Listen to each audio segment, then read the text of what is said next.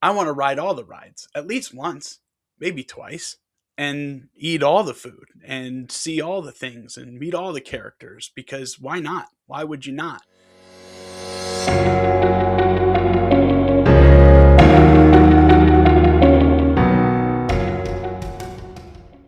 Hello, and welcome to Enter the Nebula, episode 50. My name is Mike Ergo, and it's been a minute. It's been a little bit of time 91 days to be exact since episode 49.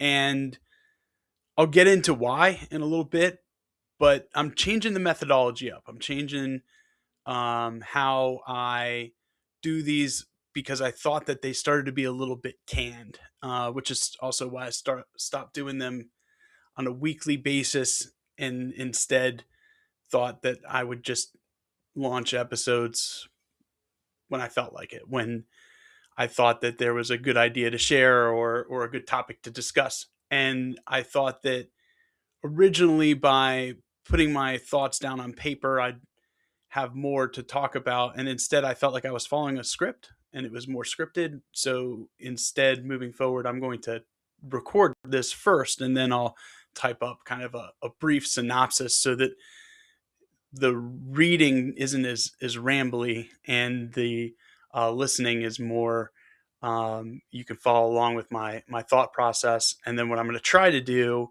is at the beginning of each episode give you the too long didn't read executive version of what I'm looking to talk about and then dive deeper into it for those that have more time to listen. So the too long didn't read episode 50, what I want to talk about today and what I've been kicking around in my head probably for over 5 years is this metaphor for life. And uh, a a lot of times people will ask me like, gosh, you're just into so many different things. You have a lot of different hobbies or different groups that you're involved in. And I would explain to people that I look at life like going through an amusement park or lately we've been on a little bit of a Disney kick. We'll be going for the third time in 5 years this summer. And for me, when I go through any kind of experience or as I'm going through life, I'm trying to experience everything I can. In my opinion, we only have one go through in life, so why pigeonhole yourself to just experiencing certain things? So if I'm likening that to a Disney World type experience, for me, I want to ride all the rides at least once, maybe twice, and eat all the food and see all the things and meet all the characters because why not? Why would you not? The more I've matured, the more I realize that that's for me and that everybody else has their own life experience and their own way that they want to experience life. And who am I to tell everybody that they need to ride every ride? Maybe they don't want to. Maybe they don't like roller coasters. Maybe they have motion sickness. Maybe they think the characters are weird. Maybe they are gluten free and they can't eat half the food at Disney World. So then I started to think, man, my episodes sometimes can come across as kind of preachy. And I'm not trying to be preachy. I'm trying to just share some thoughts and really get people to think. And I think that's my message for today. As leaders, both inside and outside the workplace, it's important to remember that there's more than one way to solve problems. More often than not, especially in business, there's not a one way answer to do things. There's not one way to go about a conversation. There's not one way to run a meeting. Success can be achieved in multiple different ways. And I think oftentimes as leaders, we end up getting into a position where we've had success by doing it one way. Therefore, we believe our people or groups within our organization should have success by just replicating that. And I don't think that that's the best way to think about it. In some cases, sure. In some cases, there is a way to go about it and a path to follow. But in other cases, I think it's important to empower people to find their own path, to play to their own strengths and what they want to do, have their own best experience, if you will, in the amusement park, and not feel beholden to your way. And the best way to do that is to just agree upon what success looks like. And if you and your team understand what the end goal is, who cares how it gets there? We should agree on timing. We should agree on what the output is, and then empower them to make the most of it and get there.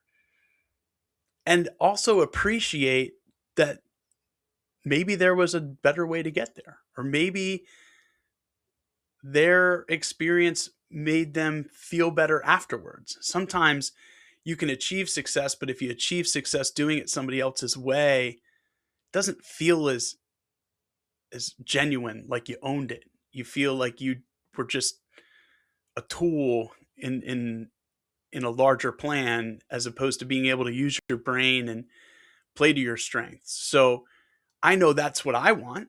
That's what I want out of my leader. So as a leader, I think it's important for me to do that for others. Another example, and this is where I'm going to kind of continue to extrapolate on it, and for those who've listened and got the point, move on. But I want to extrapolate on that a little bit more. And what I think about is when my wife and I first had kids, and anyone who's had kids has experienced this, anybody who's had a wedding has experienced this. There's this knee-jerk need for people to tell you exactly what to do based on their experience. Oh, my wife and I did this in the hospital, and don't make sure you don't do that. And oh, next time you have to do that. And oh, at your wedding, don't use a photographer, do this instead. Or we didn't have a DJ, we did a live band. Why do we as people feel like we have to share it that way? Because I don't think sharing is the problem. It's the way in which it's shared.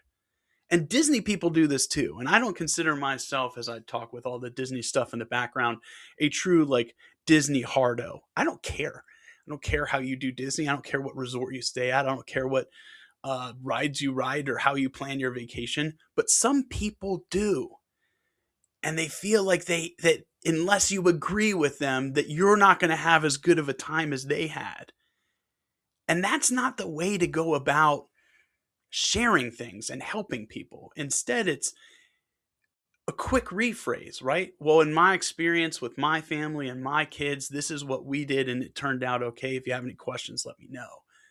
But my kids aren't the same as your kids. My wife likes different things than your wife may like or your husband may like. And our family dynamic is different than your family dynamic. So why are we feeling like we need to push that? It doesn't make any sense. And as leaders, whether you're directly managing a team or maybe you have dotted lines to people or maybe you're influencing different things, there's no need to be so hard. And I think maybe it comes from some insecurity. Maybe it comes from an ego. Maybe it comes from a need to show confidence. But you can be confident in a methodology without feeling like or making someone feel like you're forcing it on them. Instead, I think just presenting the facts in an objective way will also make it easier for somebody to buy into it.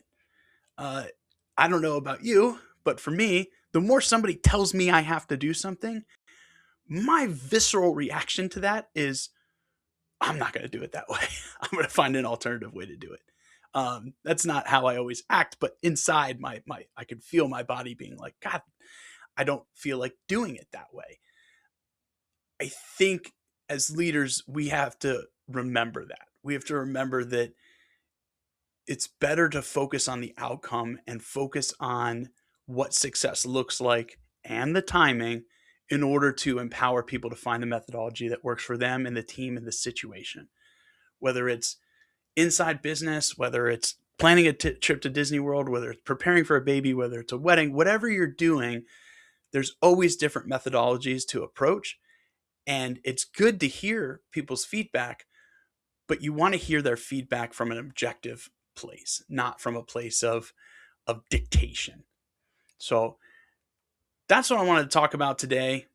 I feel like episode 50 is kind of cool if I take a step back. When I started doing this, obviously I was doing it not only to help people, but also to practice public speaking and get my name out there as I was looking for my next full time adventure. And now that I'm down the road on my next full time adventure, I don't want to stop this. I think that it's important. I think that it helps me continue to mature professionally.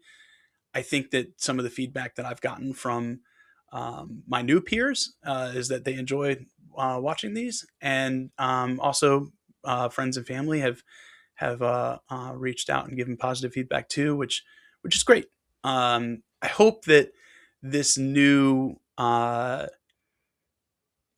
this new way of approaching, or this new methodology to these videos, will be good too, because I know some people don't have 10 minutes to sit and watch a video. So to give the too long didn't read executive briefing in the first couple minutes and then build out on it afterwards, I think will be cool. And I think you'll get a more genuine ergo and my thoughts by not typing it first and typing the synopsis afterwards. So again, thank you for listening. If you want to read the whole synopsis, be sure to check out my website, intellectualnebula.com. I am still open for a couple of new mentees. If you're looking to have a mentor, reach out, talk to me about that. And if you want to support what I'm kind of building as a personal brand, continue to like, comment, and subscribe on social media. And I'll talk to you soon.